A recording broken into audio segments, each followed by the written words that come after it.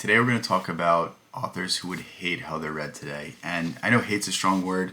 Maybe these authors wouldn't feel as strongly, but I think they would certainly dislike elements of how they're portrayed and elements of how they're remembered because, it's one thing for an author to write a great work, but it's another for people to misinterpret it. And it's like the messaging's right there. You just can't see through your own bias, your own ignorance, your own perspective. And that leads us into George Orwell. I think Orwell would be honestly horrified in some ways, in some circumstances, by how he's read.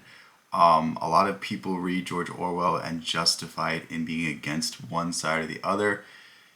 That's not what Orwell's talking about. Orwell's talking about it can come from either side. It's a horseshoe theory. It's that you don't want government overreach regardless, and the most important thing is to be able to speak out about it. Any stomping upon free speech is a stomping upon freedom as a whole. And it feels today like a lot of people on both sides of the aisle are reading Orwell and then pointing the finger to the other side saying, well, this person's doing this. And then once that party gets in power, they do the exact same thing. And it's somewhat ironic. I don't know if these people are purposely misreading Orwell, purposely miscategorizing him and saying that he would be against this, he would be against that. I think Orwell as a whole would just be skeptical of everything. And, I know he was a socialist while he was alive, but I think he would be somewhat despise some of the things that are said in his name. And, overall, I just think we need to take a much more holistic perspective to reading Orwell and understand that he was speaking about something much deeper than this side or this side. He was speaking about the nature of power and the nature of the consolidation of power and the nature of people who want to seek power and the steps and lengths they will go to in order to ensure it. And that is something that I really think you should parse through his readings. Don't say this person is this person. Don't compare the pigs in Animal Farm to any significant figure. Just use it as that same archetype. Use it as that same bloodthirsty, hungry person that wants more and more and more and more. And understand it can come from any political ideation. It can come from any political affiliation. That's what you should really parse through that. The next person we have is Aldous Huxley. I include Aldous Huxley on this list because I feel like most people that know about Aldous Huxley only have read Brave New World, which is quite a shame because I feel like if that's the only thing you read from Aldous Huxley, you really did yourself a disservice. This book I have right here is Island.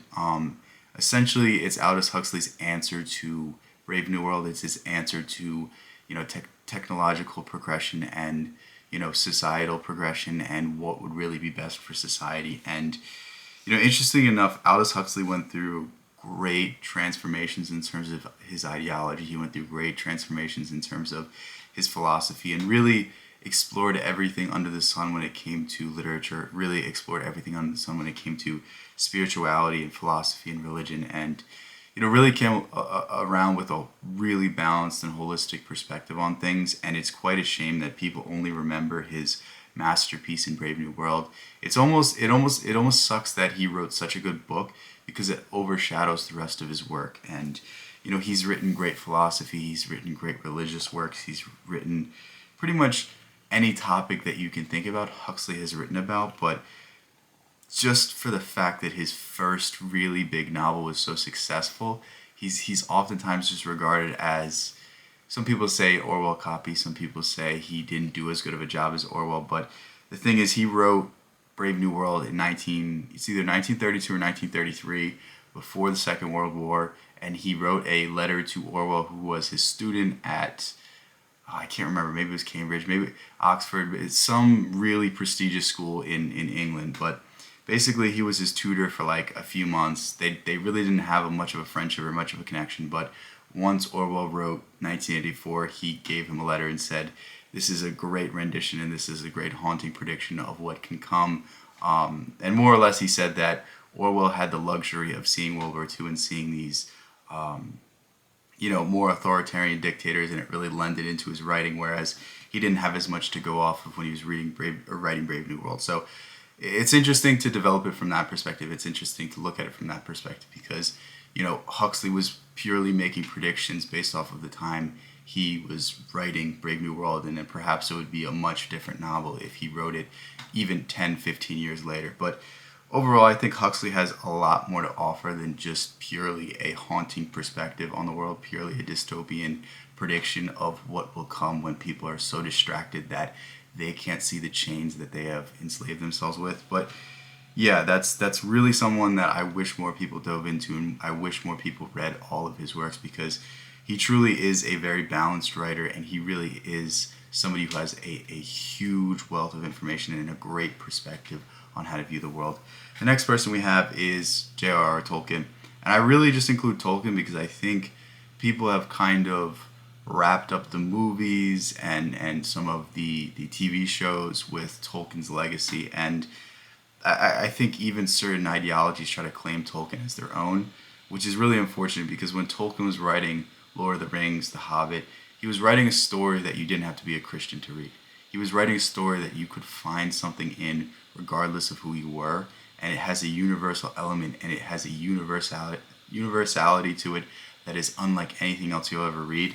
And it kind of sucks that it's kind of been muddied by these people saying, well, this is what he meant, or this is what he meant. Like, Tolkien was somebody who was against allegory purely from the perspective of, like, he believed allegory was limiting, and if you have an allegorical story, then you're referencing a certain historical individual, and it kind of loses the impact. It kind of makes the point you're making less significant because it doesn't expand to all time periods. It doesn't explain to all of humanity what it is that you're trying to get across. So he does things through symbolic representations, and some people will call Gandalf Jesus or this or that, or you compare Frodo and Bilbo to yourself, or this historical figure, or really people just kind of take the wrong thing from it. What you should take from this story is it's a story of good versus evil, and it's a story of people who triumph in all when the odds are stacked against them. And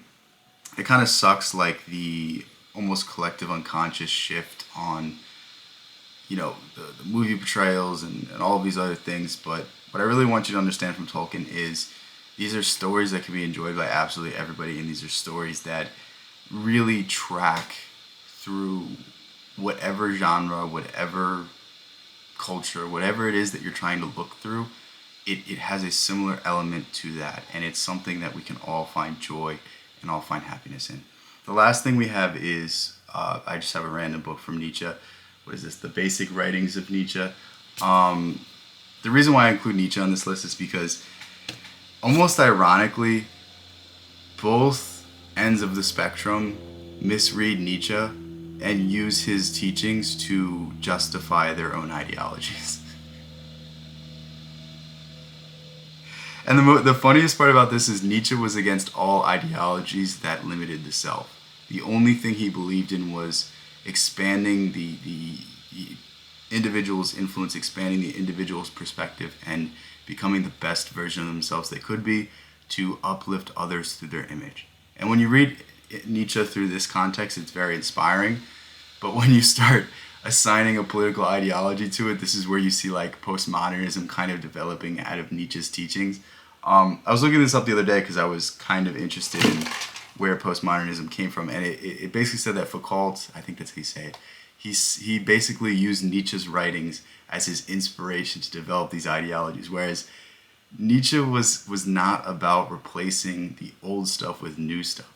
He was about replacing the old stuff with your own ideology, not with some standardized, newfound perspective that we all need to follow, like not creating new institutions, breaking down all institutions and no longer needing them. And it's the inverse for the other side.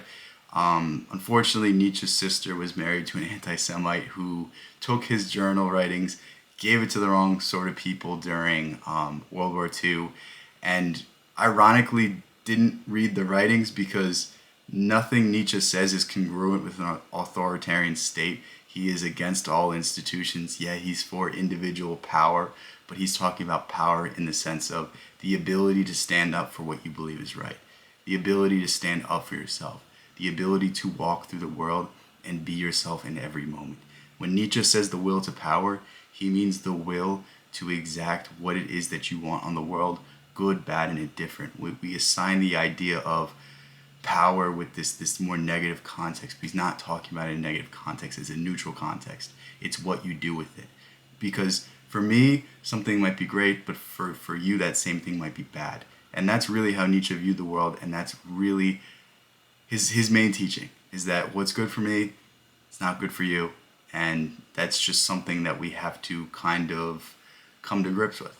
And it's so funny that people read him so poorly, and like, I haven't even studied him for that long, and I can just already see how many people have just misused his teachings to justify their own ideologies. And it's so ridiculous and so ironic, because he was completely against these things. But with that said, here are some authors that would hate how they are read today and would vehemently try to change the way that they were viewed. And in some ways this is unfortunate, but in other ways it's kind of funny, because it just goes to show that, like, no matter how good of a writer you are, people won't understand, and it's okay to not be understood by the vast majority of people. Like, it goes back to that saying, I'd rather be hated for who I am than loved for who I am not.